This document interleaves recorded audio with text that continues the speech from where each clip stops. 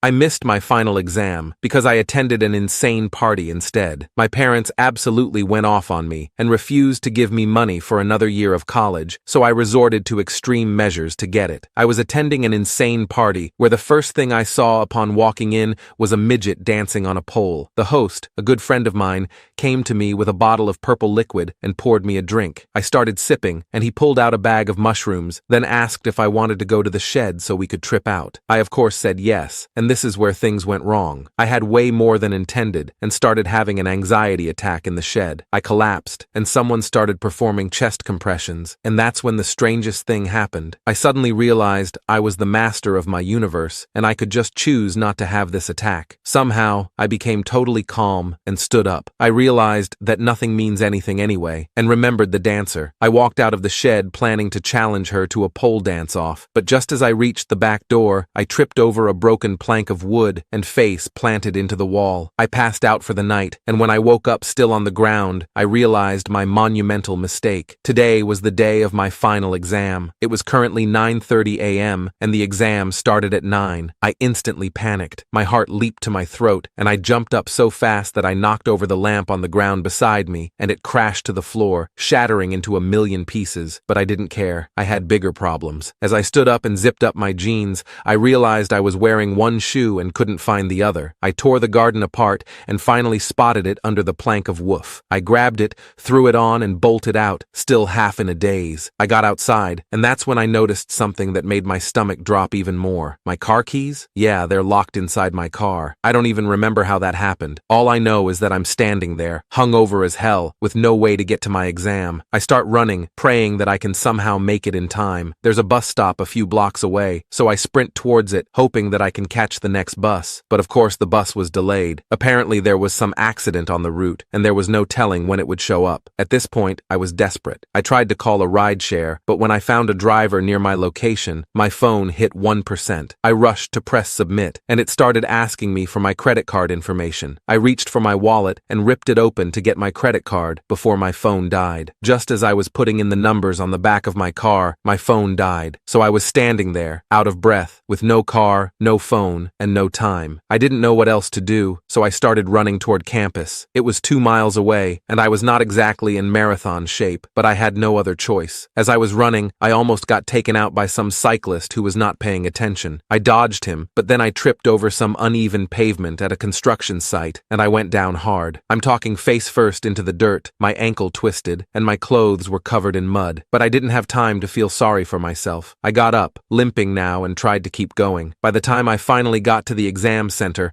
I was a mess. I'm drenched in sweat. Dirt was smeared all over me, and my ankle felt like it was on fire, but I made it. I rushed up to the door, only to be stopped by the security guard. He told me I was late and looked at me up and down. I pleaded to be let in, and he looked at the mud that I tracked in the hall, and then looked at me. I told him that I had overslept, and there was an accident, and I continued rambling, trying to make him understand, but it was over before it started. He told me that I missed the cutoff, and there was no way that he could let me in. He didn't budge. Eventually, he told me to leave, and I was too defeated to argue anymore. I didn't even remember the walk home. I was too stunned to process what had just happened. All I could think about was how badly I'd messed up. My heart pounded in my chest, not from the walk, but from the thoughts of what my parents would say, knowing that I had failed my last final. How could I explain that I missed my final exam because of Jared's party? My dad had always warned me about Jared, saying he was a bad influence, and that I needed to focus on my studies. And now, here I was, living up to every fear they'd ever had about me. I could already picture the disappointment in their eyes, and hear the anger in my dad's voice as he told me how I'd thrown away my future for one stupid night. I should have stayed home and studied like I was supposed to, but no, I had to be the life of the party, and prove I could hang with Jared and his friends. Each step home felt like it was taking me closer to my own execution. The anxiety clawed at my insides. My stomach churned, and my chest tightened. I couldn't afford to fail this class. I needed to pass to graduate this year. The next week, I went outside to check my dorm mail, and there was a letter waiting for me. It was from my college, informing me that I'd failed the year. I hadn't done well enough on my other exams to make up for the one I missed, and now I had to retake all my classes. Just like that, everything I'd worked for was gone. I called my parents, hoping they'd at least be supportive, but that was a mistake. They were furious. They accused me of being irresponsible and said that I was wasting my time partying instead of studying. studying. My dad said something about how he'd warned me not to mess around, and my mom just kept asking me how I could be so stupid. They refused to help me financially, saying I needed to learn from my mistakes. I should have planned better and been more responsible. I didn't even have the energy to argue. I just hung up. With no other options, I started working 2 full-time jobs over the summer to save up for the next year. One job at a fast food place, flipping burgers and dealing with rude customers all day. The other was at a warehouse, stacking boxes and loading trucks until my body ached. Those months were a blur of early mornings and late nights. I barely slept. I just dragged myself from one job to the next, trying to keep my head above water. But it wasn't easy. The warehouse job was especially brutal. There were long hours, heavy lifting,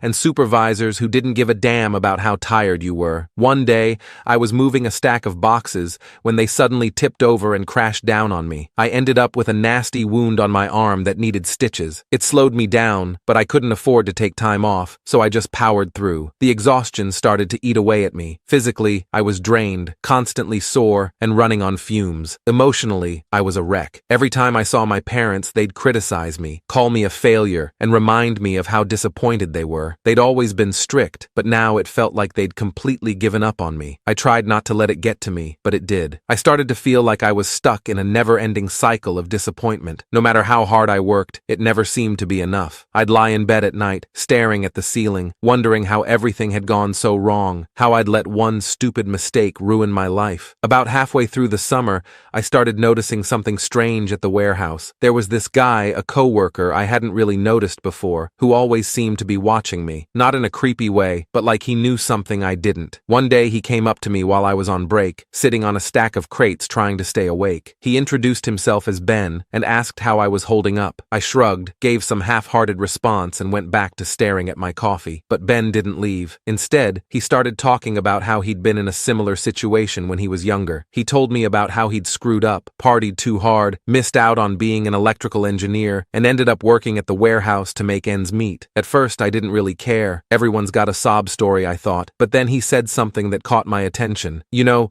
sometimes life gives you a second chance even when you don't deserve it. The trick is recognizing it when it comes. I didn't know what to make of that, but for some reason, his words stuck with me. Maybe it was because I was desperate for any kind of hope, or maybe it was just because I was so tired, but I found myself thinking about what he said long after our conversation ended. A few days later, Ben came up to me again. This time, he had a proposition. He told me he knew someone who might be able to help me out, a friend of his who worked in admissions at a different college. He said this friend could pull some strings, maybe get me into a program where I could start fresh. At first, I thought it was a joke, but Ben was serious. He said he'd seen me working my butt off, and he thought I deserved a second chance. He gave me his friend's contact information and told me to think about it. I didn't know what to do. On the one hand, it seemed too good to be true. On the other hand, what did I have to lose? I was stuck in a dead-end situation, barely scraping by with no real prospects for the future. Maybe this was the second chance Ben had been talking about. So, after a lot of back and forth, I decided to take the leap. I hit up Ben's friend, and after a few conversations, it became clear that he really could help me. He pulled some strings, made a few calls, and before I knew it, I was accepted into a new program at a different college. It wasn't a prestigious school, but it was a fresh start, and the tuition there was significantly cheaper than the original college I was at. My parents weren't exactly thrilled when I told them about it. They were skeptical, especially my dad, who thought it was another one of my get-rich-quick schemes that was destined to fail, but I didn't care. For the first time in months, I felt like I had a chance at getting my life back together. Starting over wasn't easy. I still had to work to pay for tuition, but the new program was more flexible, allowing me to take evening classes so I could keep my jobs. It was exhausting, but in a different way. This time I felt like I was working towards something rather than just surviving. And it turned out Ben's friend wasn't just some guy who worked in admissions. A few months into the program, I found out that he was actually the dean of the college. It was then that I realized